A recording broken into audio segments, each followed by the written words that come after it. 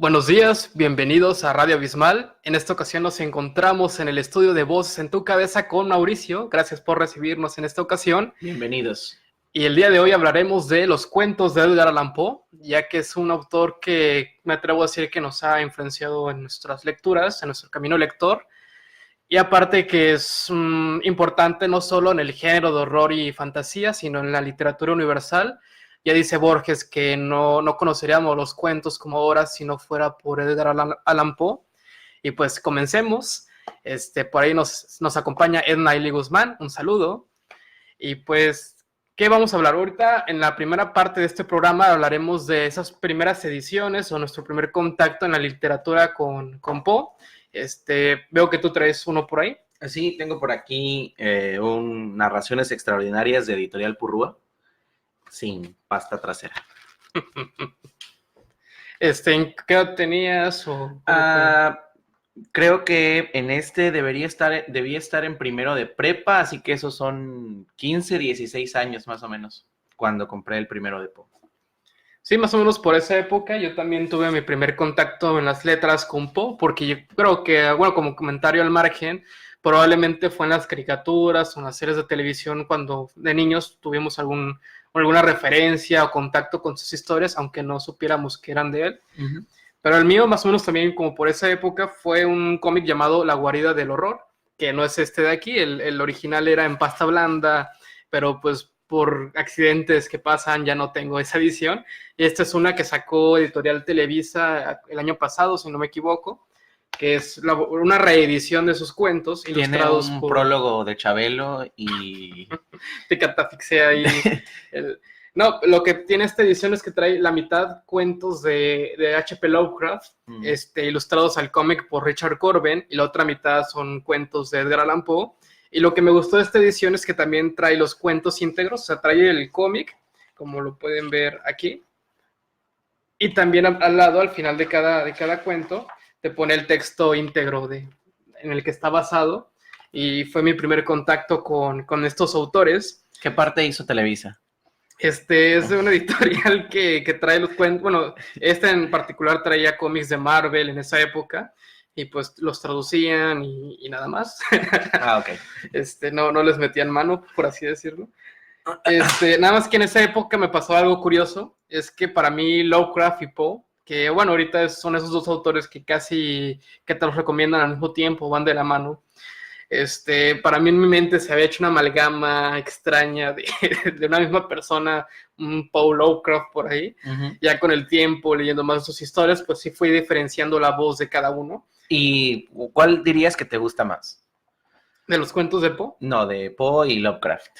Me atrevo a decir que Lovecraft, pero porque, vaya, no niego que Poe sea un autor más influyente, con una importancia mayor en la literatura, pero yo encontré cierta más afinidad con las historias de Lovecraft, en especial con el ciclo onírico, que definitivamente bebe de los cuentos de Poe. Siento que efectivamente no habría un Lovecraft sin Poe, pero en lo personal me gusta más Lovecraft, aunque disfruto con mucho de los cuentos de Poe.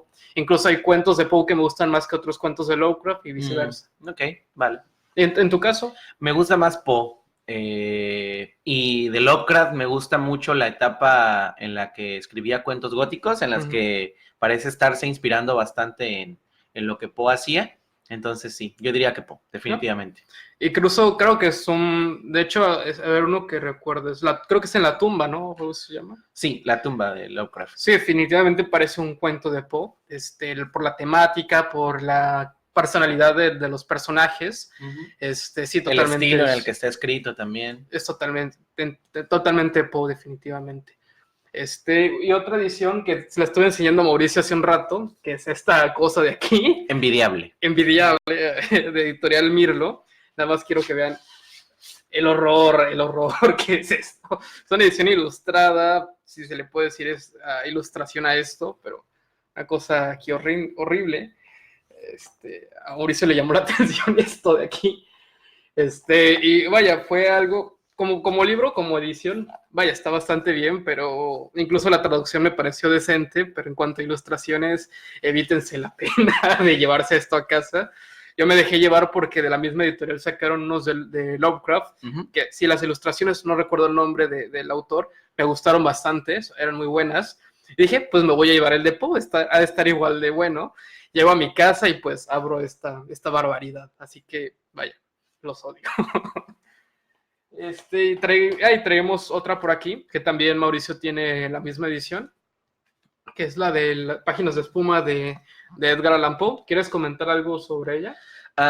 Está bastante completa, tiene todos los cuentos de Poe y cada una de las historias viene con un prólogo de un escritor latinoamericano. Es una traducción de Julio Cortázar. Trae los 69 cuentos que Poe escribió y publicó. Y como decíamos, cada uno viene comentado por un autor latinoamericano. Una recomendación en caso de que la lleguen a conseguir, lean primero la historia y luego lean la crítica o la introducción que hacen los autores, porque a veces traen spoilers. Buen tip. No, y aparte trae una biografía escrita por Cortázar sobre la vida de Poe, bastante buena. Bastante buena, sí. Que parece un cuento más de Poe. Sí, muy triste.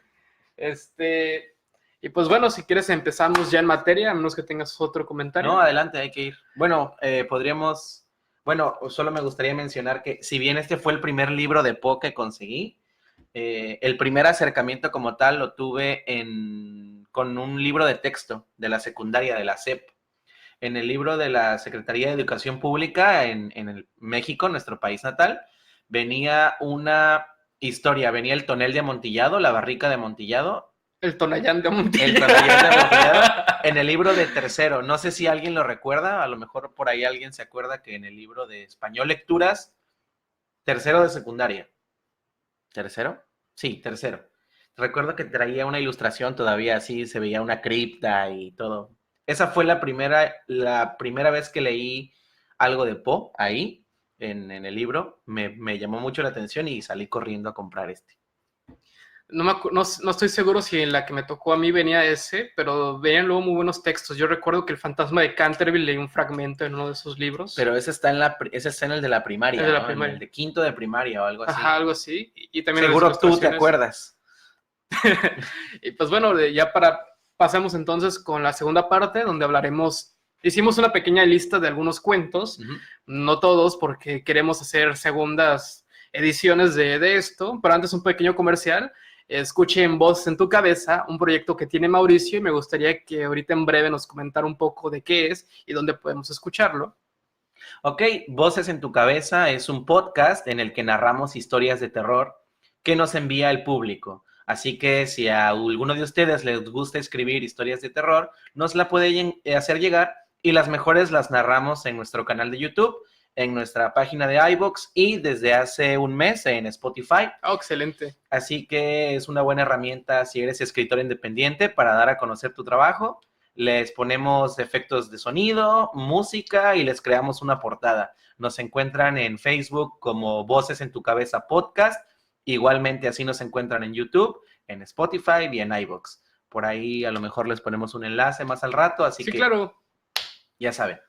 Y pues bueno, hicimos una pequeña lista. La dinámica será, ya no los repartimos, vamos a mencionar, son como un poquito más de 10 cuentos.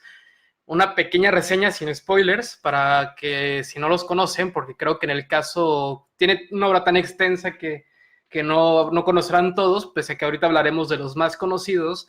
En siguientes ediciones ya hablaremos de los más difíciles de encontrar o menos conocidos. Empezamos con William Wilson. ¿Quieres comentar sobre William Wilson? William Wilson es una historia que me gusta mucho. Trata acerca de un hombre que está contando los acontecimientos de su vida y los acontecimientos que lo llevaron a estar donde está. Nunca nos especifican en dónde está, si está encarcelado, pero podemos intuir que le queda poco tiempo de vida. Así, a lo mejor, tratando de adivinar, yo diría que está esperando a ser ejecutado, probablemente, y nos cuenta cómo es que llegó hasta ahí. Y uno de los motivos que lo hizo estar en donde está es la constante presencia en su vida de un personaje llamado William Wilson. Cabe resaltar que el personaje que está narrando la historia también se llama William Wilson. Entonces, este personaje que tiene el mismo nombre que él, lo ha atormentado durante mucho tiempo a lo largo de su vida, pero suele importunarlo cuando está a punto de cometer un acto malvado o está a punto de hacer algo malo. Si el personaje que está narrando la historia está a punto de cometer un crimen, ahí está William Wilson para siempre frustrarlo y hacer que lo descubran. Eso es como a grandes rasgos de lo que trata la historia. Algo interesante es que ya estamos viendo en esa historia el arquetipo de Poe. Sus historias no tienen héroes, tienen por lo general algún psicópata, algún criminal, alguien de una moral diferente a la época, más oscura, o atormentado por cuestiones un poco más abstractas.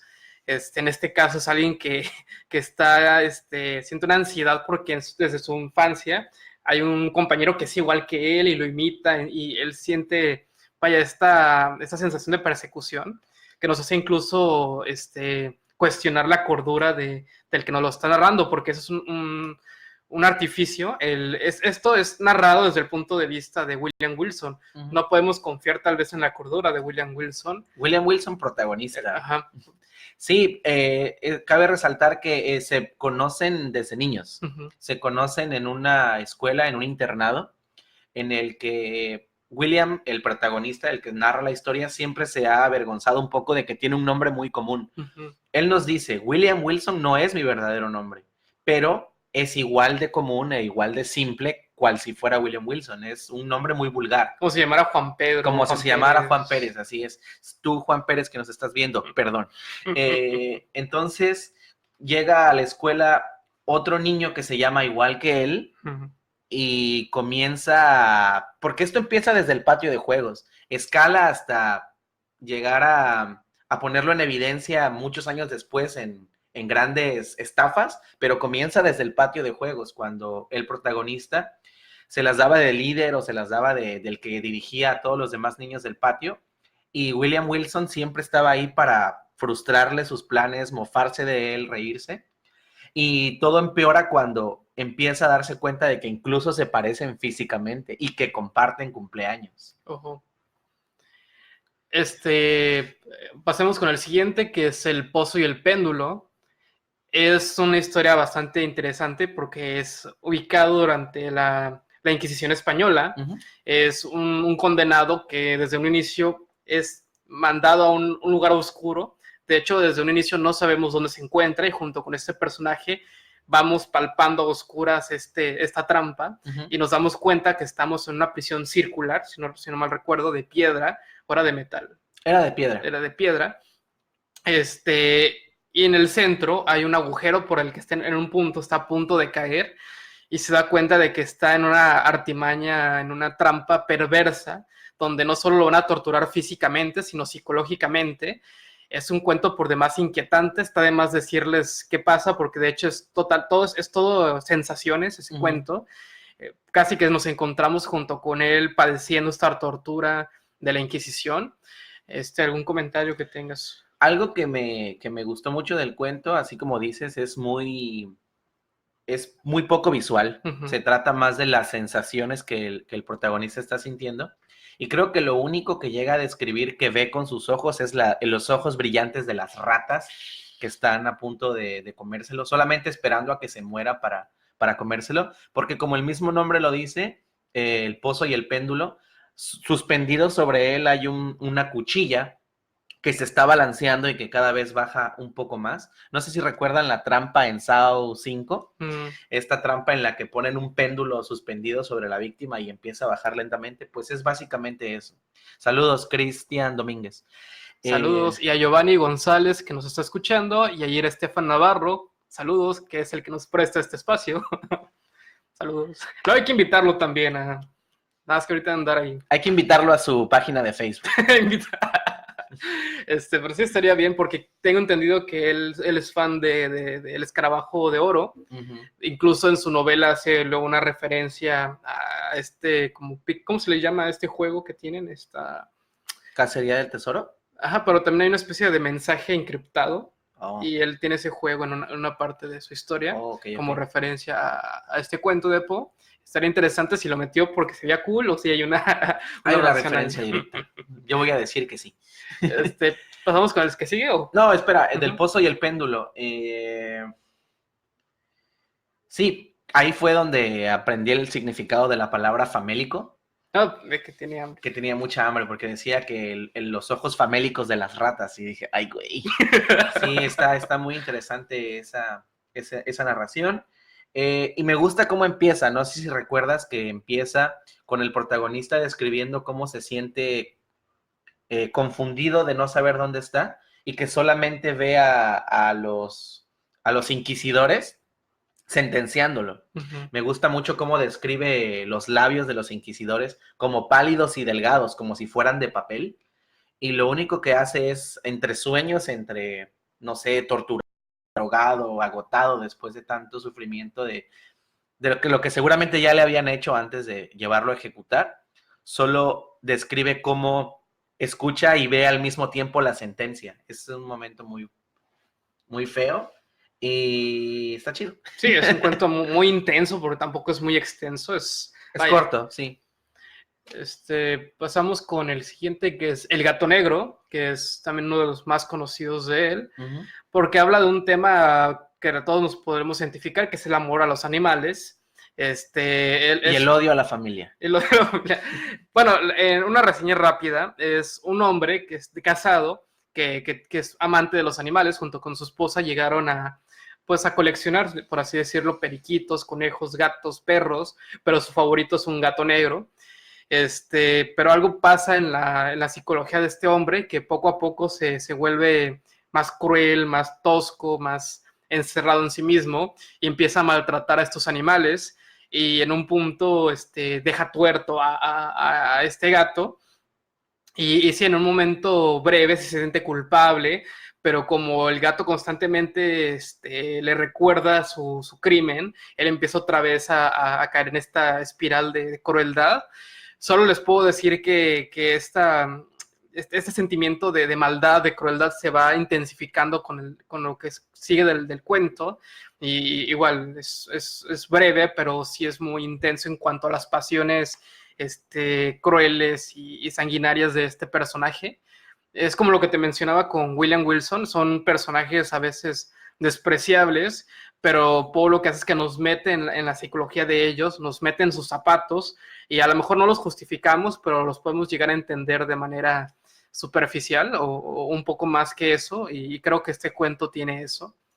¿Algo que Uh, quieras mencionar sobre? sí, lo que decías. Sí, a lo mejor si no han leído a algún cuento de Poe y lo quieren hacer por primera vez, es lo que pueden esperar. Estar dentro de la mente del protagonista, ya sea que el protagonista sea un asesino, esté loco, acabe de cometer algún crimen o lo vaya a cometer. Uh-huh. Vamos a estar dentro de su mente, vamos a entender por qué lo está haciendo, aunque sea la razón más tonta o evidentemente esté dañado psicológicamente, nos va a contar todo en primera persona, en muchos de sus cuentos, no en todos. Uh-huh. En cuanto al gato negro, mencionar a lo mejor algunos detalles. El gato en cuestión se llamaba Plutón. Uh-huh. Eso siempre me ha llamado la atención, porque como recordarán, Plutón es el equivalente romano de la mitología griega de Hades. Uh-huh. Entonces siento que no es coincidencia.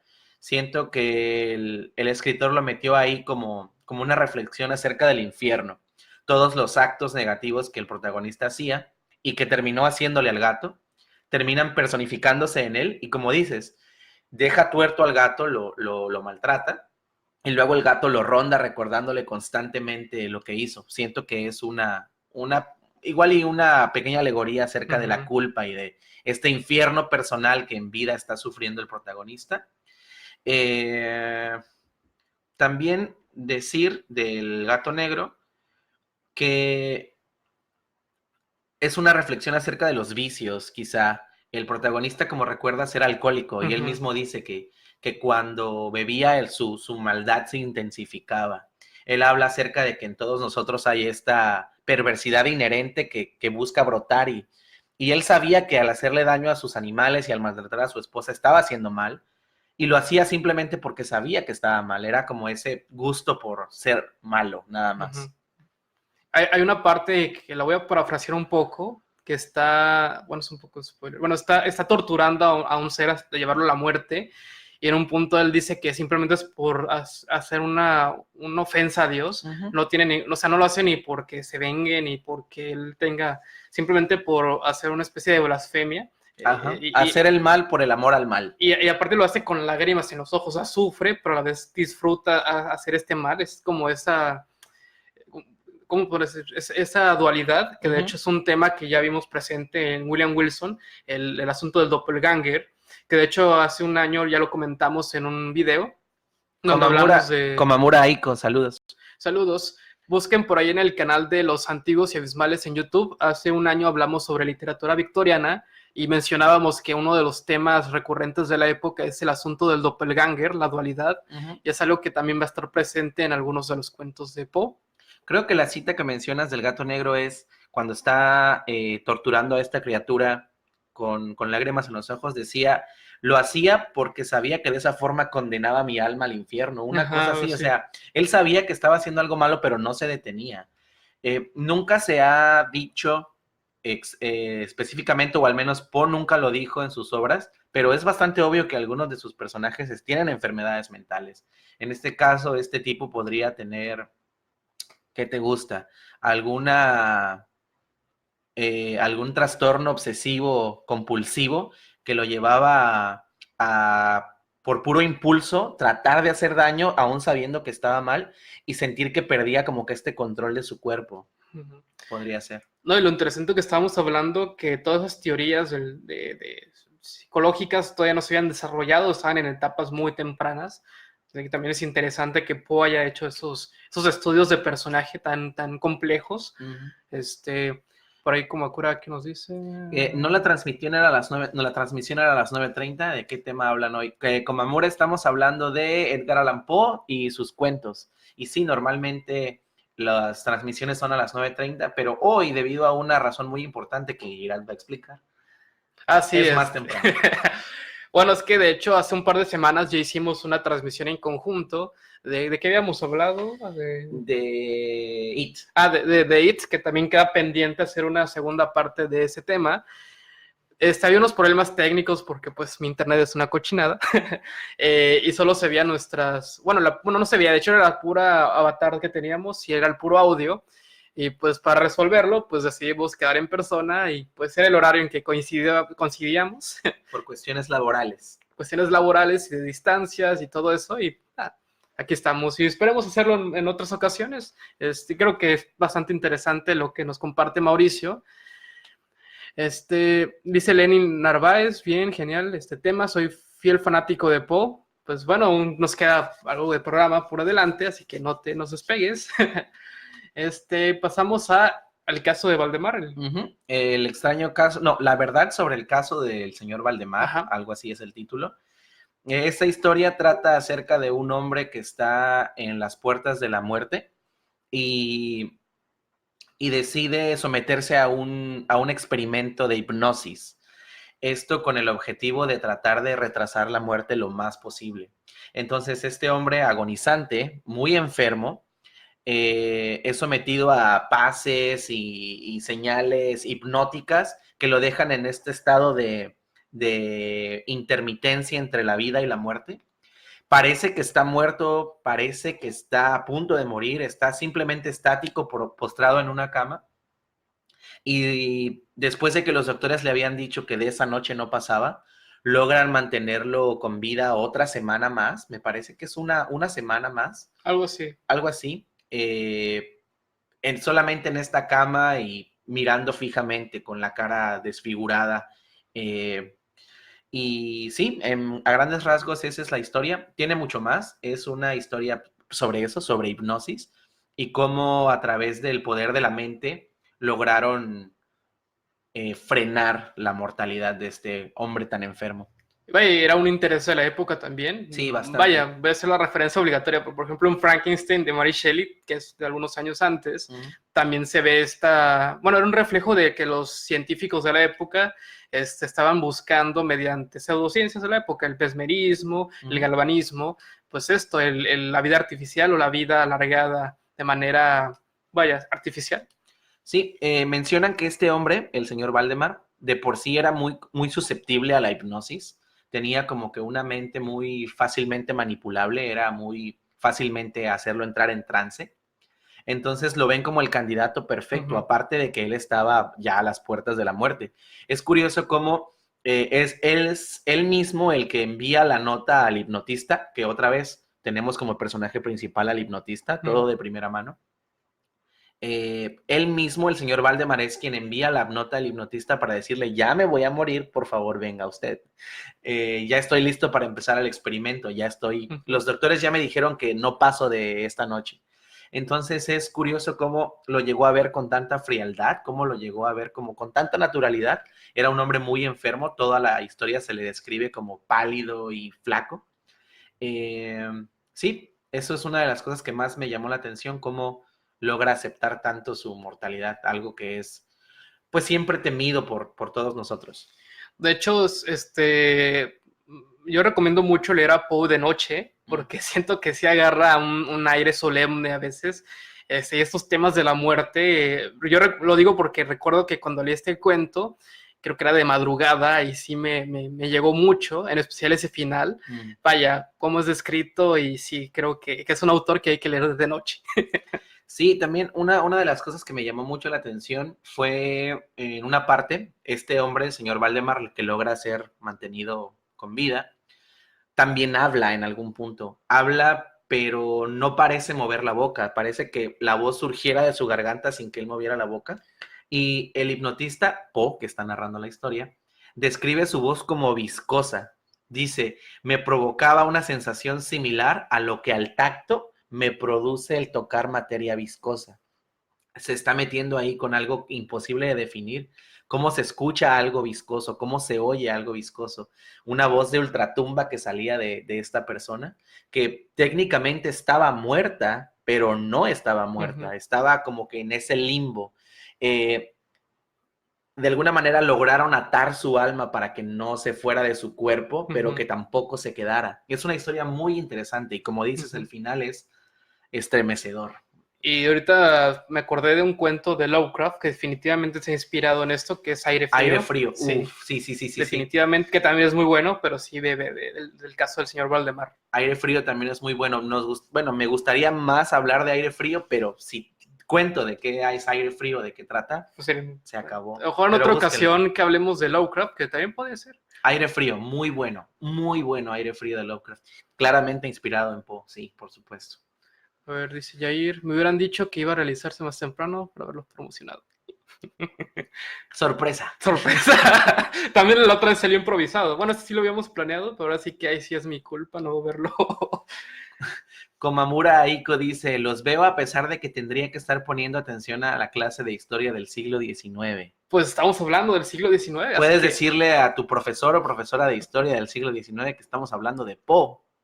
Y que lo pongan en la clase, así que... Vaya, si fuera una clase de literatura del siglo XIX, literatura estadounidense del siglo XIX, ya. 10. Pasamos con el siguiente, a menos que quieras agregar algo más. Nada más. El retrato oval. El retrato oval es un cuento de Poe de los más cortitos y de los que también es más, creo que es de los más conocidos. Está muy popularizado el cuento del retrato oval.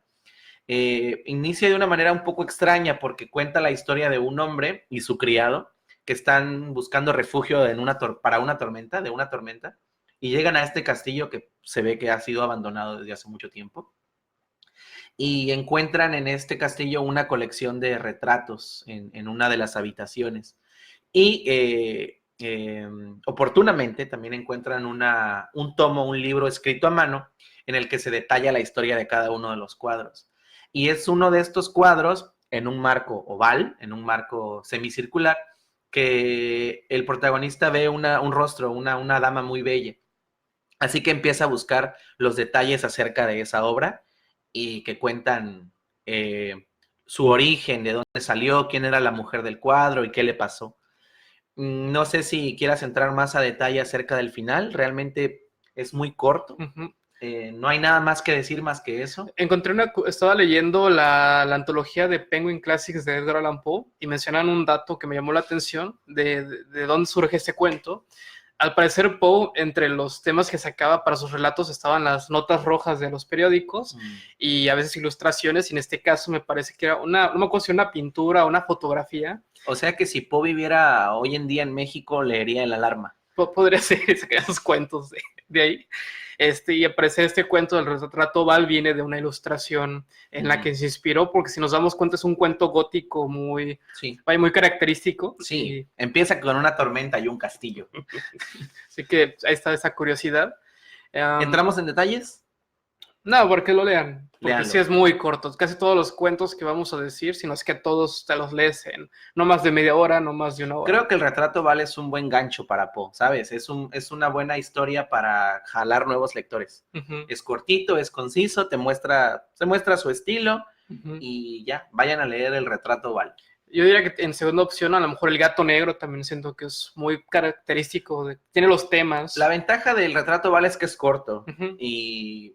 Sí, el gato negro es un poquito más extenso. Es un poquito más extenso, puede desmotivar. Aparte, como que necesitan ir agarrando callo para leer a Poe porque no empieza directamente a la acción. No olvídense de eso. Empieza siempre con reflexiones acerca de la naturaleza humana, de la psicología de las personas, del bien y del mal, y ya después te cuenta el crimen, pero... Sí, de hecho ahorita vamos a hablar de uno que también ya es como la exageración de eso, que parece más un ensayo, y de repente, es un cuento, y pasa el cuento. A ver, no hay más comentarios. Aquí más comentarios. Ah, caray, buenos días. ¿Y ahora por qué tan temprano, Marco Martínez? Aquí Irad nos va a explicar por qué. Marco Martínez.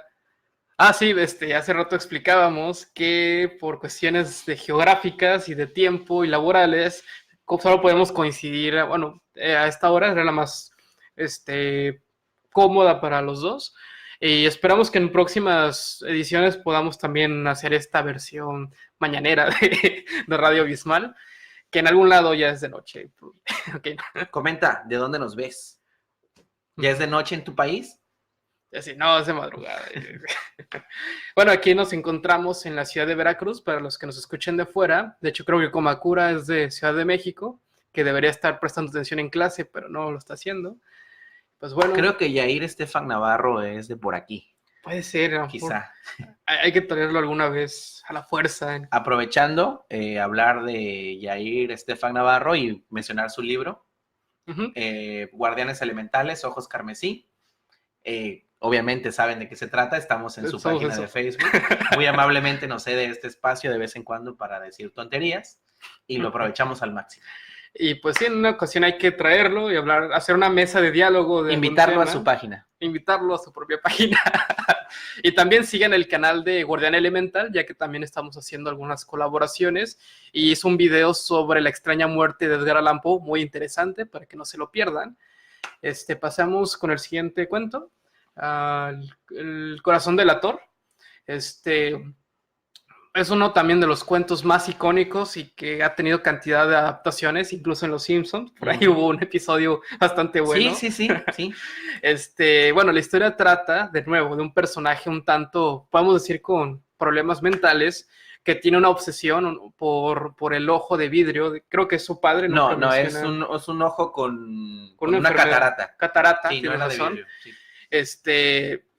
Y incluso mencionan que su relación con este hombre, nunca se dice si es su parentesco. No. Vamos a decir que es su casero, su padre, su abuelo. Yo he entendido que es su jefe. A lo mejor el viejo tenía una tienda o algo así, un negocio, porque se habla de que el hombre tenía como que cierta riqueza o tenía cierto capital.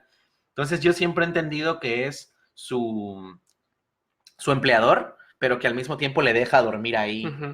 Pero mencionan que incluso su relación es buena, que es una persona bastante amable, que él le tiene mucho cariño, pero ese ojo lo empieza cada vez a obsesionar, y pasa que en las noches él se mete con mucho sigilo a la habitación del hombre y trata de cada vez con con más paciencia entrar sin ser detectado.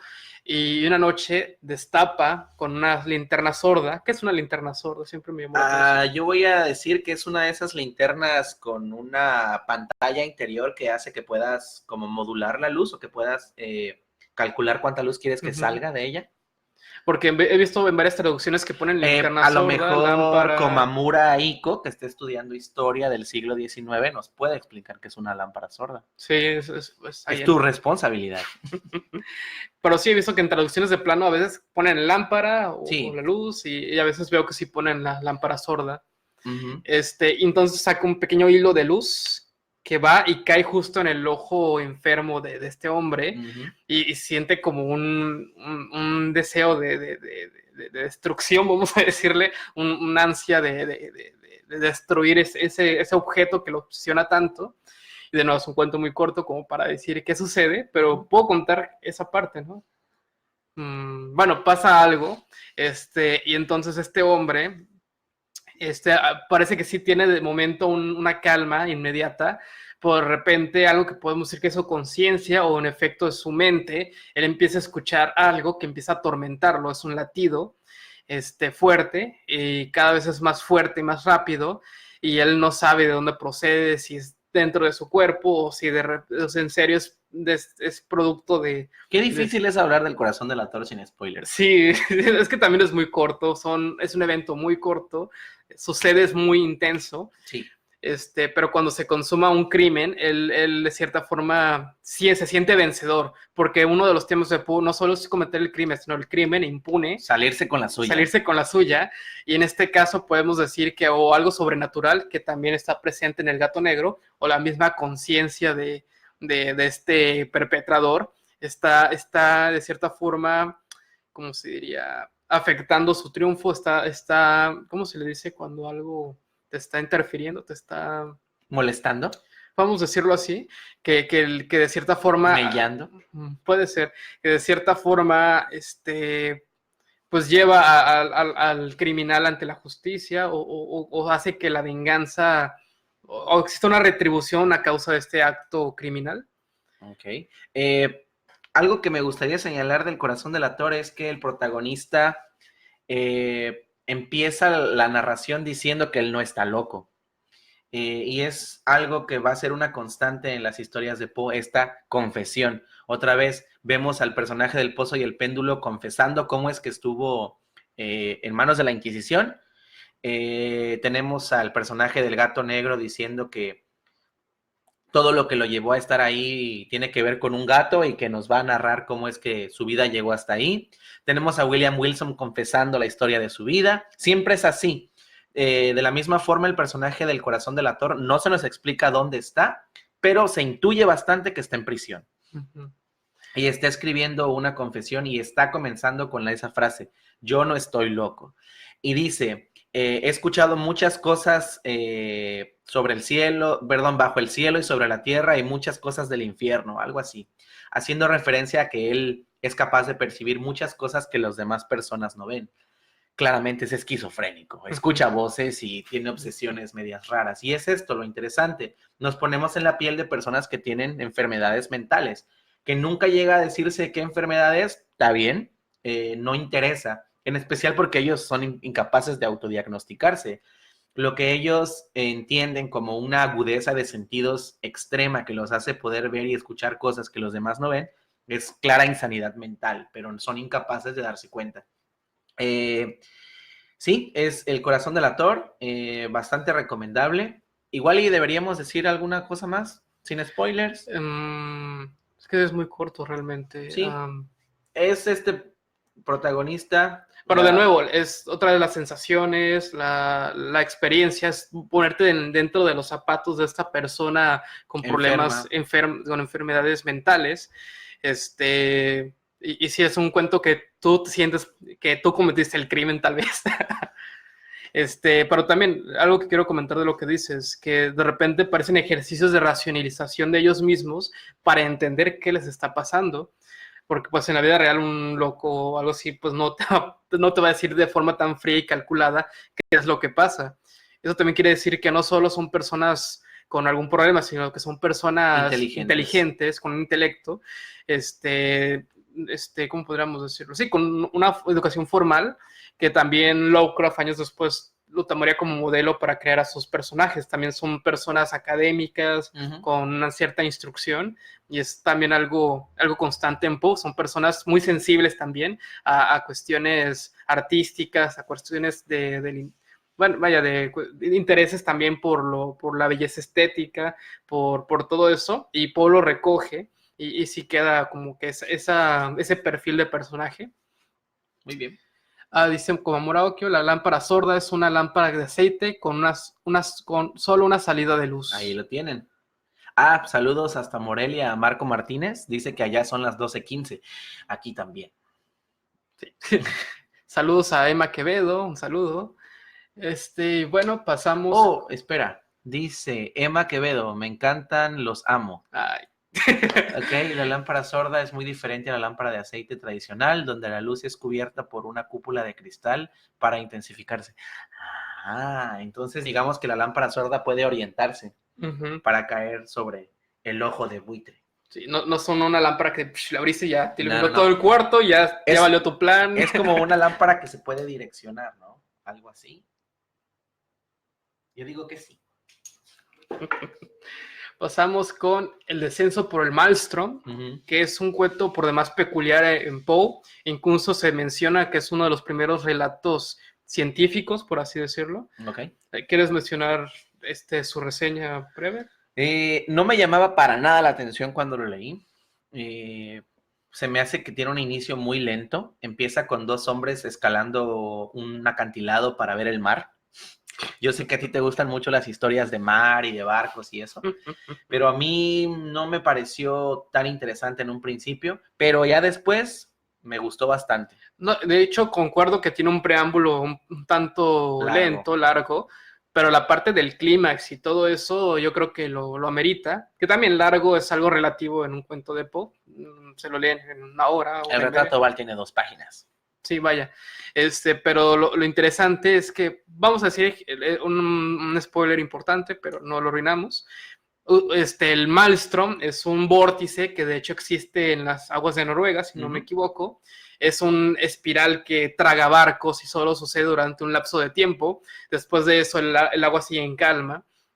Y estos dos hombres se sientan en el acantilado para apreciar este fenómeno. Y si no mal recuerdo, la historia en sí la está narrando uno de ellos dos al otro. Sí, lo que sucede es que los dos hombres que están subiendo al acantilado, uno es el narrador de la historia, que está diciendo que conoció a este guía que lo está llevando a ver el Maelstrom, y luego toma la batuta de la narración el personaje, el guía, y empieza a narrar la historia. Otra cosa bastante común. Vamos a tomar como ejemplo el retrato Oval. Comienza con los dos protagonistas, el hombre y su criado llegando al castillo, y en cuanto abre el libro y empieza a leer sobre el retrato, cambiamos de narrador y ahora la historia la cuenta quién escribió el libro. Pues lo mismo. En este caso, empezamos la historia con un protagonista y luego toma la batuta su guía para contarnos qué es el Maelstrom, el encuentro que tuvo cara a cara con él y demás. Interesante.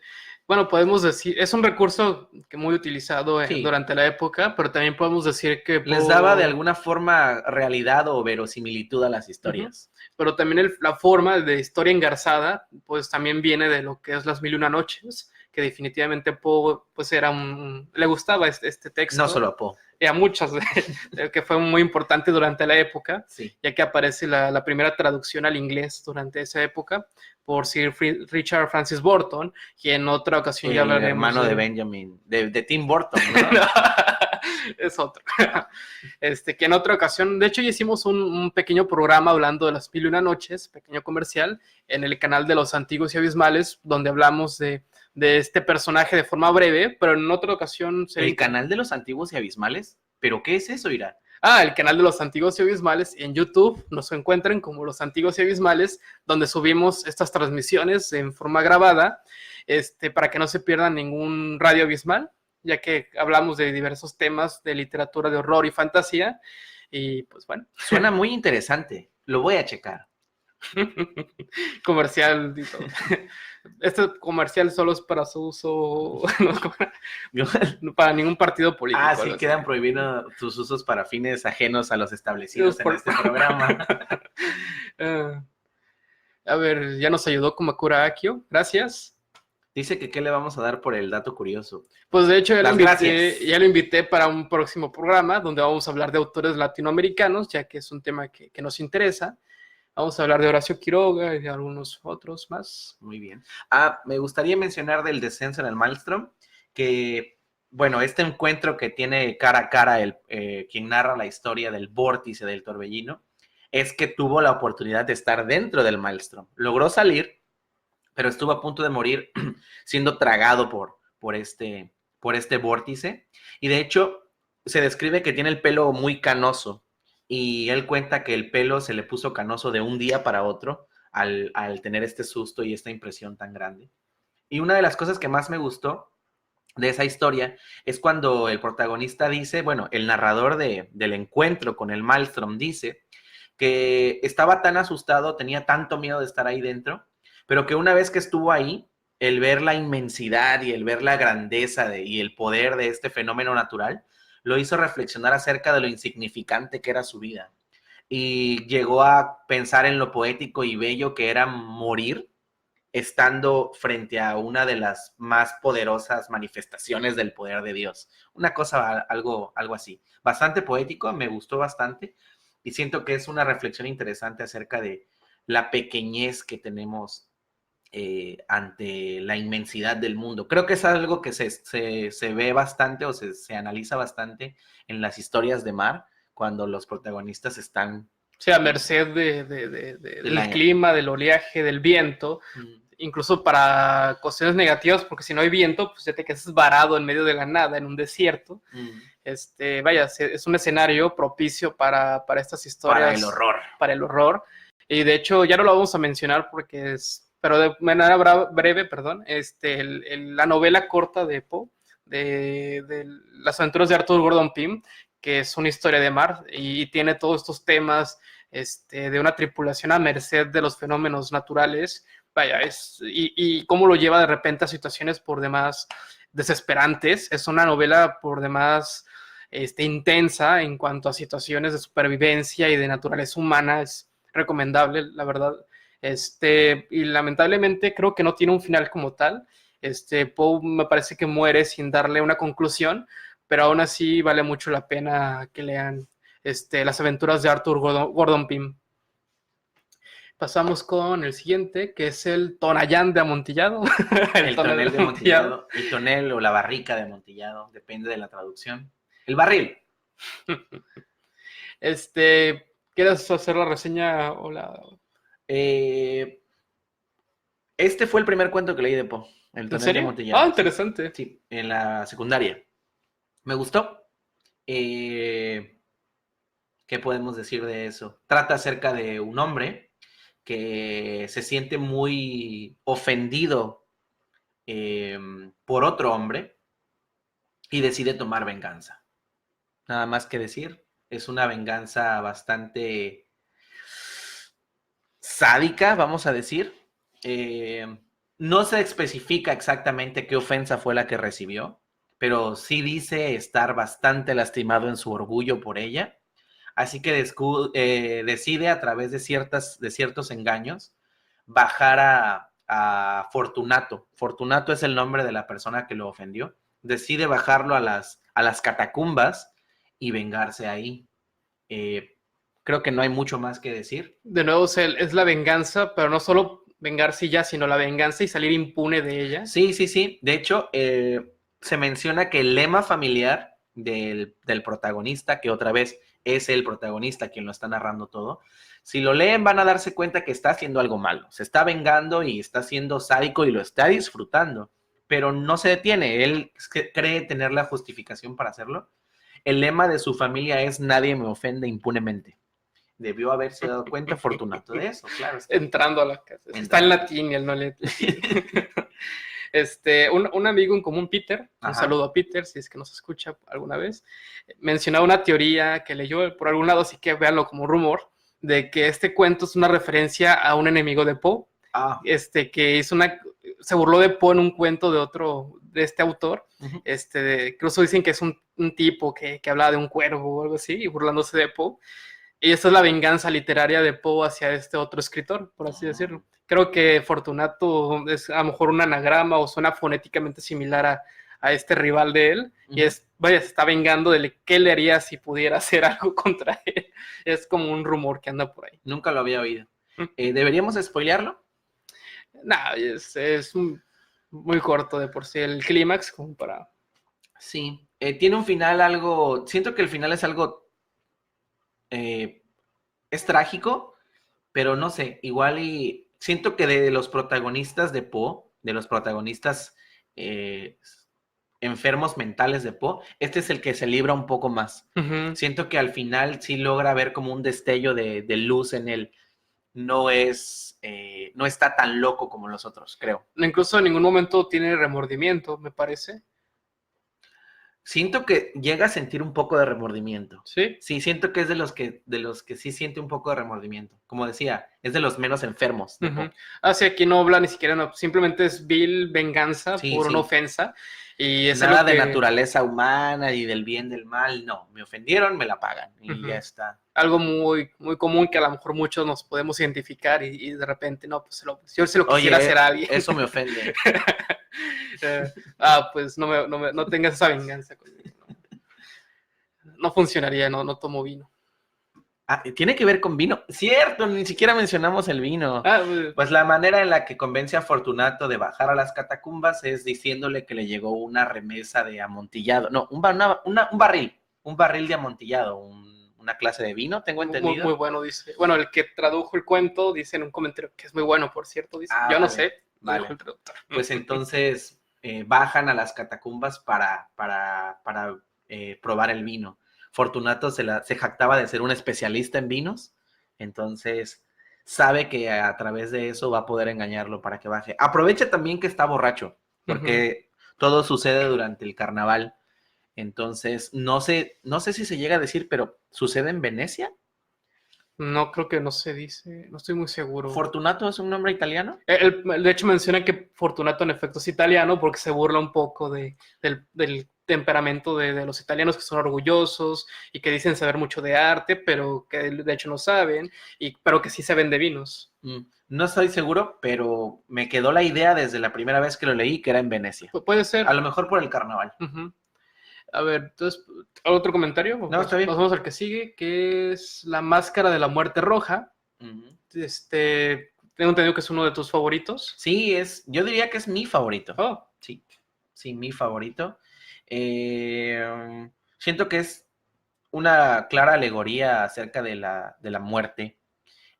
Todo el asunto de las habitaciones, de las ventanas y todo eso. Siento que es una referencia, a lo mejor no tan clara para algunas personas, pero ya que te vas identificando los elementos, van surgiendo otros y se va volviendo bastante entretenido de leer. La historia trata acerca de un príncipe, se llama el príncipe Próspero. Este príncipe, su tierra está siendo diezmada por una plaga a la que se le conoce como la muerte roja, una referencia clara a la peste negra. Y este personaje decide encerrarse con un grupo de amigos en un castillo, en una abadía fortificada, cerrar las puertas, casi soldar las puertas para que nadie pueda entrar o salir. Y se encierra en esta abadía con vino, comida, entretenimiento. Espera en este lugar, esperar a que la epidemia pase afuera de sus tierras y él y sus amigos sobrevivir. Estamos hablando de una epidemia que había hecho que su territorio perdiera la mitad de su población. Entonces, él decide encerrarse. Esta plaga, que es la muerte roja, hacía que las personas se pusieran muy pálidas, les surgieran manchas escarlata en el rostro y en el cuerpo, y que murieran casi instantáneamente. Se decía que desde que te infectabas hasta que empezaban las primeras señales y morías, pasaba media hora, más o menos. Entonces, era bastante devastadora. Por eso este príncipe decide encerrarse y esperar a que pase la epidemia. y es ahí en donde sucede la historia, del castillo, dentro de la fortaleza que este príncipe erigió para protegerse de eso, de la muerte. Y siento que es una alegoría. Está hablando acerca de los intentos que nosotros como humanos hacemos para detener lo inevitable. Este príncipe pensaba que con todos sus recursos y con todo su dinero iba a ser capaz de poder frenar a la muerte, pero sorpresa y spoiler, no se puede. No, incluso creo que también es una crítica a la manera de, porque a lo mejor se puede intentar, pero ellos lo que intentaron más bien es separarse. La realeza y los poderosos. Dejaron a los ricos, a los pobres fuera. Y los pobres, vaya, que les den. Sí, todo esta es el clímax de la historia llega en un baile de máscaras, por eso lo de la máscara de la muerte roja. El príncipe decide ofrecerle a sus amigos un baile de máscaras, una mascarada, y lo hacen en una serie de salones un poco peculiar. No es como las líneas imperiales de los salones en las que se abrían todas las puertas, y cuando todas las puertas se abrían, la vista podía abarcar todos los salones completos, sino que estaban distribuidos de manera algo extraña. Cada cierta distancia había recodos, de manera que los ojos no podían abarcar todas las salas a la vez, sino de a una. Y está curioso porque son 7 salas y cada una tiene un color diferente. Y analizándolo, podríamos decir que las 7 salas representan las 7 etapas de la vida, desde el nacimiento hasta la vejez y la muerte. Por eso es que van cambiando de colores. La última sala, que es la sala de la muerte, tiene precisamente los colores negros y los colores rojos de la sangre. Por en medio están los colores amarillos y verdes de la juventud. En la vejez están los colores morados, los fríos que hablan del invierno, del ocaso de la vida. Y al principio están los colores de la infancia. Es por eso que no puedes abarcar con la vista todas las salas a la vez, de la misma manera en la que no puedes ser adulto y niño a la vez, sino que cada etapa de la vida se vive en una sola sala aislada y eres incapaz de ver lo demás. Me parece interesante, ahorita que lo estoy pensando, de cómo Poe también está manejando de cierta forma una psicología del color. Sí. Vaya, no, debe haber otros autores que lo hayan hecho después, sí, pero me parece interesante de cómo hace ese juego con los colores. Es un elemento que a lo mejor en la literatura hacer algo, ¿cómo decirlo? Un medio más de imaginación que visual, podríamos decirlo. A veces no se aprovecha tanto ese elemento que vaya, que Poe siendo un poeta, sí da para utilizarlo, el color bueno, Poe utiliza tanto los colores, las emociones, las sensaciones, los sentimientos, él abarca todos los aspectos de la experiencia humana, creo yo. No deja ningún elemento sin tocar en sus cuentos. Me parece admirable eso. Ahorita lo estaba reflexionando. Sí, esto del uso de los colores en las salas está curioso porque no se describe que las salas no tenían iluminación, sino que había unos ventanales en las paredes y a través de ellos entraban luces de unas velas, de unas lámparas que estaban en pasillos laterales a las salas. Muy, muy confuso todo, ¿no? muy, muy detallado todo, y hacía que en cada sala se tuviera una atmósfera diferente, como que todo envolviera con ese color. También utiliza mucho el oído, con andar de las personas que bailaban en las diferentes salas, y describe cómo también la gente le daba un poco de miedo acercarse a la última sala por esas tonalidades oscuras que causaba en las personas. Incluso hacía que los que se atrevieran a entrar ahí se vieran como distintos. Recordemos que la última sala era negra, pero las luces eran rojas.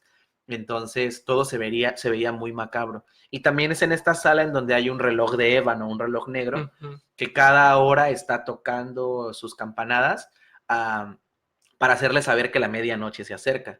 Siento que ese reloj específicamente es una alegoría acerca de ese constante recordatorio que tenemos año con año, día con día, de que el tiempo se va acabando y algún día todos llegaremos a la medianoche. Mencionas eso, que el memento mori y todo eso. Ajá, en algún momento todos llegaremos a la muerte, ¿no? Entonces, ese constante repiqueteo del reloj le está recordando a las personas que son mortales. Si no mal recuerdo, incluso la música se La detenía. música se detenía, sí, y ellos dejaban de bailar. Y ya cuando cedía, las campanadas pasaban, como que se tranquilizaban y decían, bueno, la próxima vez no nos vamos a asustar tanto, y continuaban. Como nos pasa a todos en algún punto que llegamos a pensar en la mortalidad, ya sea por la muerte de un familiar o porque simplemente cumplimos un año más o como sea, pensamos y nos damos cuenta de que en algún momento llegará, pero bueno, no pasa nada, seguimos con el día a día. Pues de la misma manera, las personas que bailaban en esta mascarada se daban cuenta constantemente de que la muerte estaba ahí, de que la medianoche iba a llegar, pero decidían seguir bailando. Y esa medianoche es justo a medianoche cuando aparece este ser sobrenatural, vamos a decirlo así, y la historia llega a su punto máximo. También léanla. Hace rato, les confirmo después, creo que en Netflix subieron una animación basada en la Máscara de la Muerte Roja, es mi imaginación. Fue cosa de revisar. No lo recuerdo. Luego checamos. Sí, porque hay cantidad de adaptaciones Sí. de los cuentos de Poe. Pero vamos a ver, pasamos con el siguiente. ¿O tienes otro comentario? No, léala. El demonio de la perversidad. Es lo que comentábamos hace un momento sobre estas digresiones de personajes justificando su locura o su maldad. En este caso, este cuento parece más bien un ensayo y es hasta el final de la misma narración que te das cuenta que en efecto hay un cuento al final, muy, muy breve incluso. Pero de nuevo, es él justificando de cómo de repente negamos que en nosotros hay una parte siniestra, una parte cruel, que es capaz de cometer actos viles en situaciones determinadas. Nadie está a salvo de ello, a menos que tengan una voluntad muy, muy fuerte, un sentido de lo moral, de lo ético bastante profundo. Pero yo creo que, bueno, y Paul lo cree y creo que yo también, cualquier persona en una situación extrema podría llegar hasta cierto punto a cometer actos que no cometeríamos en situaciones normales. En este caso, y los personajes de Poe no necesitan a veces llegar a estas situaciones simplemente a causa de estas obsesiones o cuestiones de venganza o de envidia. En este caso, si no mal recuerdo, es una cuestión de avaricia, porque me parece que este personaje es heredero de su víctima, o incurre en un acto de violencia. Es un cuento muy, muy breve y es una digresión muy interesante y reflexiones de Poe con respecto a la maldad. Este espíritu de la perversidad ya lo había mencionado en El Gato Negro. De hecho, es muy parecido a la digresión del Gato Negro, pero es un poquito más breve, pero aquí de hecho, tiene puntos en común con ese cuento. Muy bien. Pasamos con el siguiente, que es El entierro prematuro. Habla sobre uno de los temas que más le interesaban a Poe, la muerte, pero también la muerte en situaciones nada comunes. Vamos a ver una constante que es la muerte de mujeres bonitas y jóvenes, la muerte de las vírgenes, y por otro lado la muerte falsa, porque hay una enfermedad, creo que es catalepsia, que era muy, muy sonada en la época, porque de repente desenterraban a personas y veían rasgaduras en el sarcófago y las personas en otra posición a la que la habían volteado. Y se dan cuenta que de hecho estas personas no habían muerto, habían sido enterradas vivas. Incluso tengo entendido que a veces los enterraban con campanitas o... para que según las tocaran. Para que se dieran cuenta de eso. Porque un entretenimiento del siglo XIX muy común era ir el domingo a desenterrar a la abuela al cementerio. ¿Sí? Para ver si se había volteado.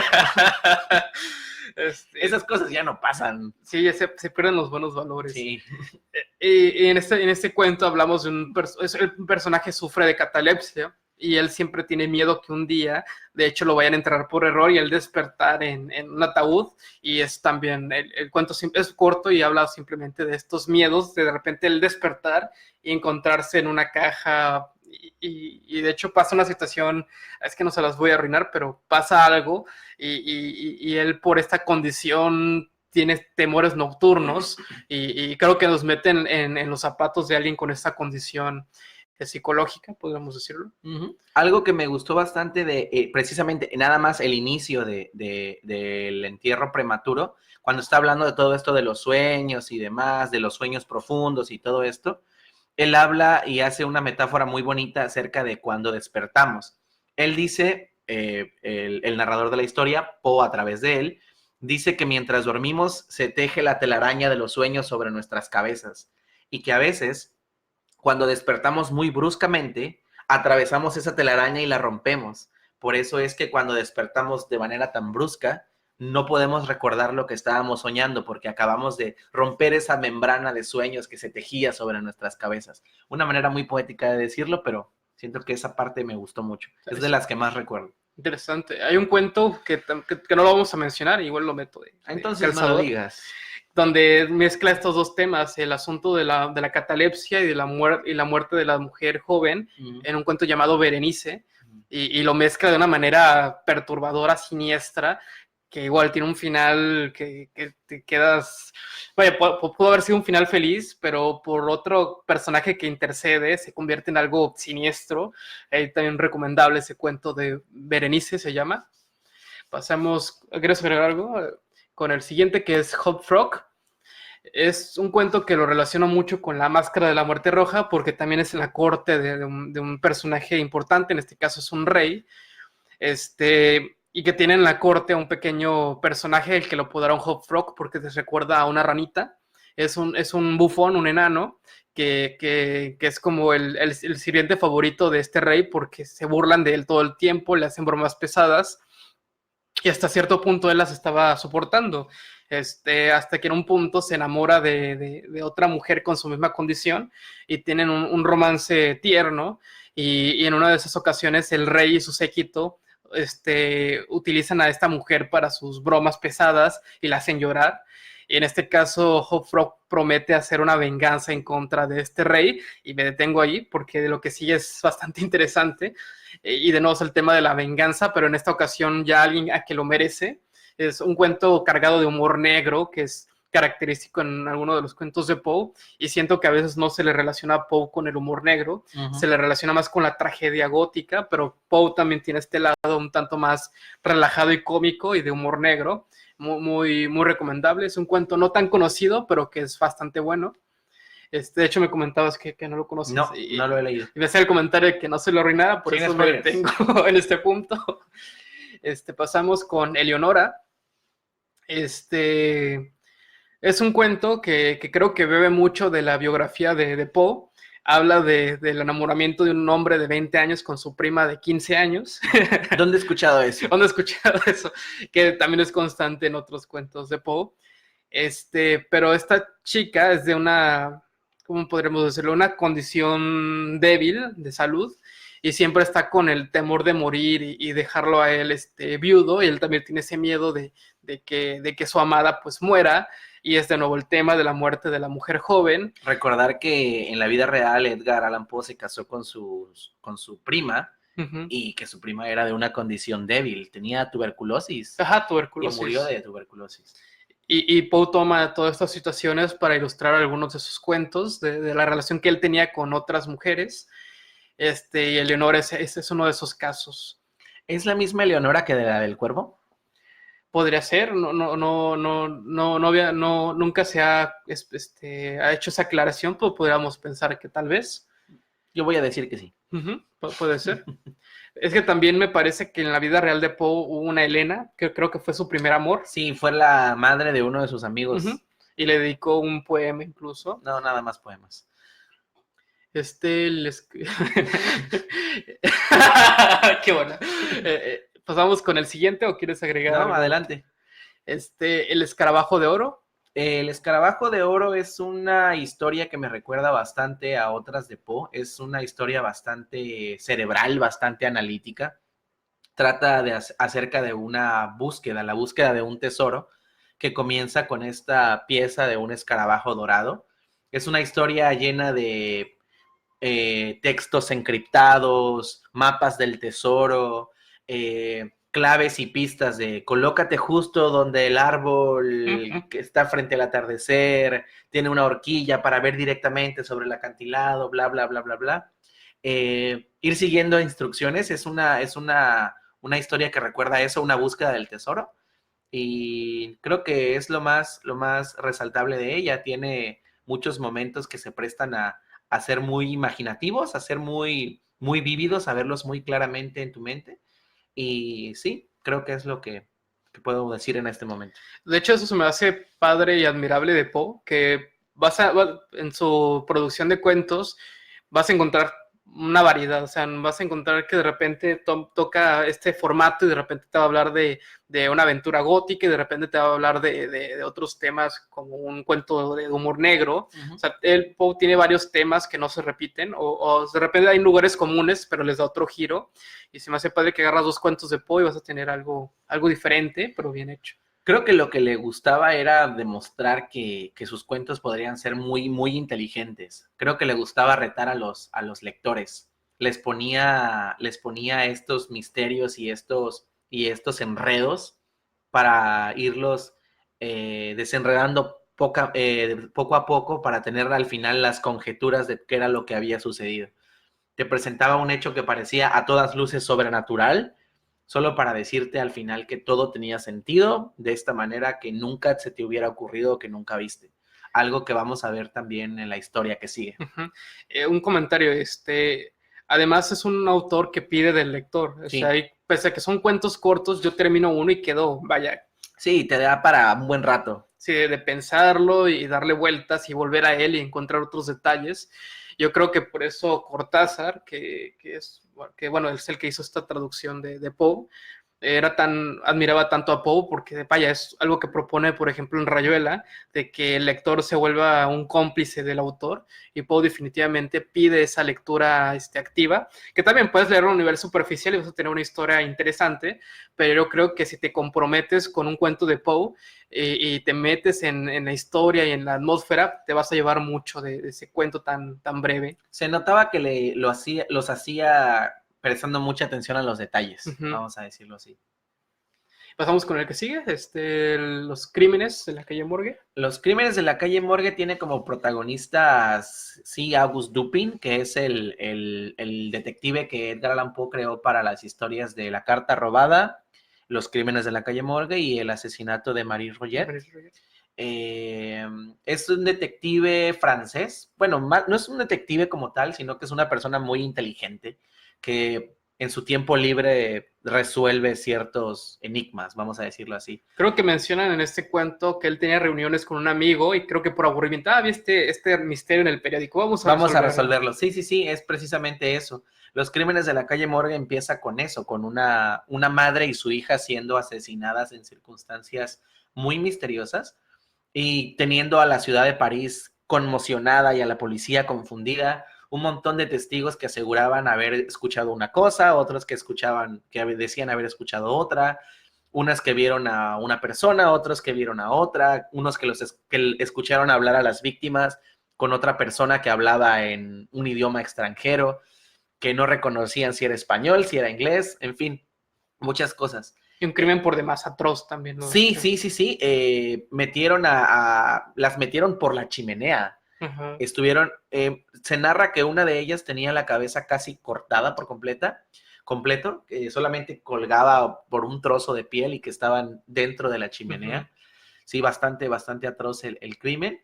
Y el protagonista, Dupin, cabe mencionar que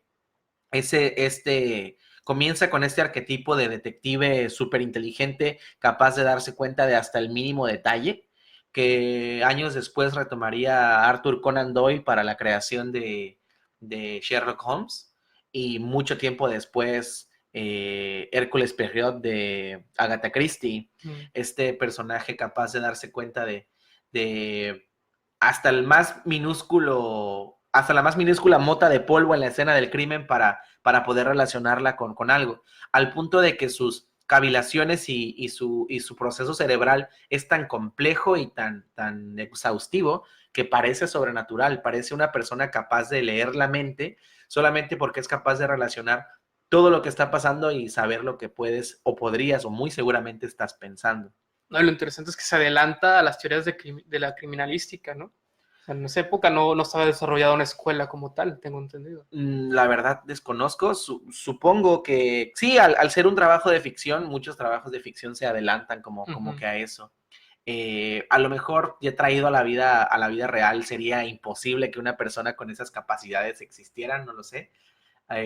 Pero sí, es bastante interesante. Y el desenlace de esa historia a muchas personas les parece un poco raro. Recuerdo que por ahí hay una adaptación al cine, fiel a la historia, que tiene el mismo final. Y recuerdo que mi tío la vio y sí me dijo, es que al final resulta que esto y esto. Y yo me quedé, sí, así es, ese es el final de la historia. No, pero es que está medio raro y ridículo. Pues sí, es el objetivo, ¿no? Nunca te imaginas qué va a pasar al final. Tú estás esperando una historia de asesino al uso de común o estándar, pero no, le logra dar una vuelta. Ya queda el destripador por ahí. Sí, y cuando empiezas a pensar en que todos los detalles que te dio hacen que al final tenga sentido, es donde tiene o encuentra su magia, ¿no? Es lo que hablábamos en general de las historias de Poe. Algo que me gusta mucho es que el terror sobrenatural queda bastante de lado. Son contadas las historias en las que el terror proviene de otro planeta o proviene del más allá, de otra dimensión. El terror en las obras de Poe existe en los personajes, existe en las personas, es un terror muy humano.